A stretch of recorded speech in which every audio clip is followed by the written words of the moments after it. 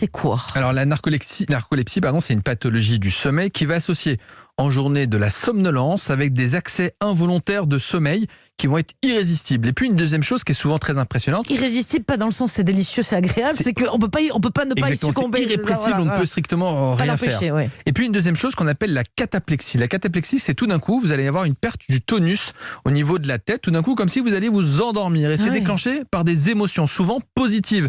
Les personnes sont en train de rire, de regarder un dessin animé par exemple pour les enfants, et tout d'un coup, pof, ils tombent dans une forme de cataplexie, mais ils sont toujours conscients. D'accord. Ils ne perdent pas connaissance. Il est là, la personne est consciente quand Exactement, même. Ouais. ça dure de quelques secondes jusqu'à 2 minutes. Et puis, on a d'autres choses qui vont être associées. On va avoir ce qu'on appelle des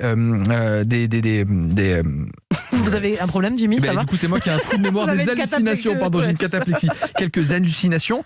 Et puis, ce qu'on appelle aussi des paralysies du sommeil. Tout d'un coup, les gens s'endorment et ils ont l'impression d'être paralysés. Ils ne peuvent pas se réveiller. Donc, c'est plusieurs troubles du sommeil, mais qui vont se manifester souvent en journée. C'est quoi la cause de cette pathologie? Enfin, il y en a peut-être plusieurs d'ailleurs. On ne connaît pas bien la cause. On sait que dans le cerveau, vous avez des hormones, notamment l'orexine, qui sert à réguler la veille et le sommeil.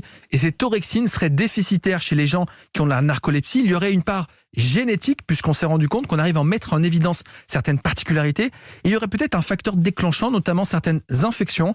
Et la narcolepsie arrive plus souvent par période. Certaines périodes, notamment en été, on en voit un peu plus. Comme si une infection virale saisonnière pourrait déclencher la maladie. Mais à ce stade, on n'a pas de vraie cause reconnue. Est-ce que ça arrive qu'à des adultes ou c'est une maladie qui peut toucher l'enfant aussi? Alors ça touche plutôt l'adulte, mais le mode de découvert, c'est plutôt chez l'enfant et l'adolescent. Donc ça peut exister chez l'enfant et c'est sous-diagnostiqué chez l'enfant.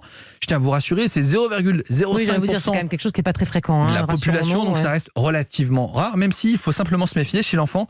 On le diagnostique chez un petit garçon, par exemple, ou une petite fille, puisque ça touche autant les garçons et les filles, qui vont dormir beaucoup plus que d'habitude, avec un sommeil non réparateur et qui vont se remettre à faire la sieste. Si un enfant, après 6 ans, se remet à dormir l'après-midi, c'est qu'il a quelque chose. Ce n'est pas forcément de la narcolepsie. Après 6 ans, il n'y a plus besoin de sieste. Il n'y a plus besoin de sieste. Ça peut être soit une dette de sommeil ou une autre pathologie qu'il conviendra d'explorer. Rapidement, alors je ne sais pas s'il y a un traitement très efficace. Est-ce qu'on peut guérir complètement? Ça se traite de quelle façon? Alors, plusieurs choses. C'est qu'on sait qu'en plus, j'avais dit que ça parlait d'un déficit en orexine, une hormone, et ça va avoir un impact sur le surpoids. C'est des enfants ou des adultes qui vont être en situation d'obésité, qui vont avoir en plus un diabète. Et chez les enfants, ils vont avoir une puberté précoce, ou même une puberté qui va être accélérée avec une croissance qui va arriver très vite.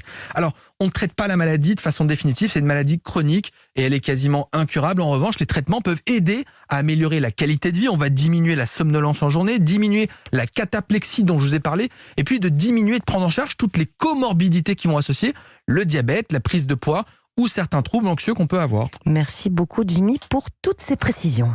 Europe 1.